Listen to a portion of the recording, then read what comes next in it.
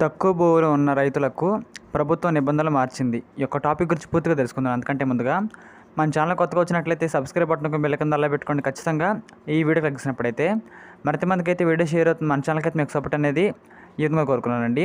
తక్కువ భూములు ఉన్న రైతులకైతే ప్రభుత్వం నిబంధనలు అయితే మార్చిందండి. దీని గురించి తెలుసుకుందాము.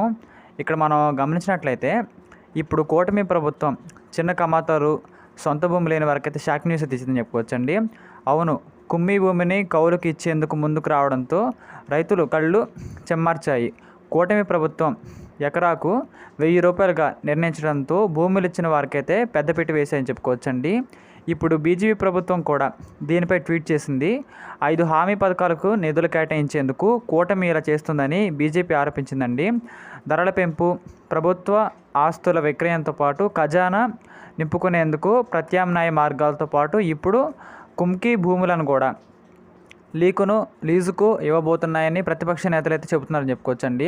తెలుగు రాష్ట్రాల్లో ఇప్పటికే దాదాపు 4 లక్షల మంది కుంకి భూములు ఉండగా అందులో 2.5 లక్షల మంది రైతులు కూడా చిన్నకారు రైతులే. ఈ సర్క్యులర్ను వెంటనే ఉపసంహరించుకోవాలని రైతులు డిమాండ్ చేశారండి. తెలుగు రాష్ట్రాల్లో వివిధ జిల్లాల్లోని రైతులు కుంకి భూమిని కౌలుకి ఇవ్వాలని రాష్ట్ర ప్రభుత్వం ఇప్పటికే ఉత్తర్వులు జారీ చేసిన విషయం కొందరికి శాసనసభ్యులకు మాత్రం డిమాండ్ చేశారని చెప్పుకోవచ్చండి. ఇప్పుడు రాష్ట్ర ప్రభుత్వం రైతులకు కుంకి భూమిని 25 ఎకరాలకు 1000 రూపాయల నుండి 3500 రూపాయల వరకు కౌలుకి ఇవ్వాలని యోచిస్తుందండి. 2013లో రాష్ట్ర హైకోర్టు ఇచ్చిన తీర్పుతో పేర్కొన్న విధంగా కుంకి హక్కుతో ప్రభుత్వం జోక్యం చేసుకోదు. ఆంధ్రప్రదేశ్ ల్యాండ్ రెవెన్యూ యాక్ట్ 1967 ప్రకారం భూమి ఉన్న వారికే కుంకి హక్కులు ఉంటాయని, అయితే ప్రభుత్వం కొత్త రూల్ తీసుకొచ్చిన రైతుల ఆగ్రహానికి అయితే కారణమైందని చెప్పుకోవచ్చండి.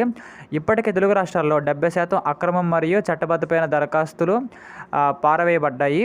ఇప్పుడు రాష్ట్ర ప్రభుత్వం కుంకి హక్కుపై ఈ నిబంధనను రూపొందిస్తోంది. బీజేపీ ప్రభుత్వం హయాంలో చట్టాన్ని సవరించి కుంకి హక్కును క్రమబద్ధీకరించేందుకు తుది సన్నాహాలు చేస్తున్నారండి. గతంలో ప్రభుత్వమే కుంకి హక్కు కల్పించగా ఇప్పుడు కూటమి ప్రభుత్వం ఈ ఉత్తర్వును అమలు చేయడంతో రైతులు ఉలిక్కిపడ్డారని చెప్పుకోవచ్చండి. ఇది రైతులందరూ కూడా ఒక బ్యాడ్ న్యూస్ అని చెప్పుకోవచ్చండి. ఇలాంటి మరిన్ని కరెంట్ అఫైర్స్ కోసం మన ఛానల్ని లైక్ చేయండి, షేర్ చేయండి, సబ్స్క్రైబ్ చేయండి ఖచ్చితంగా. Thank you.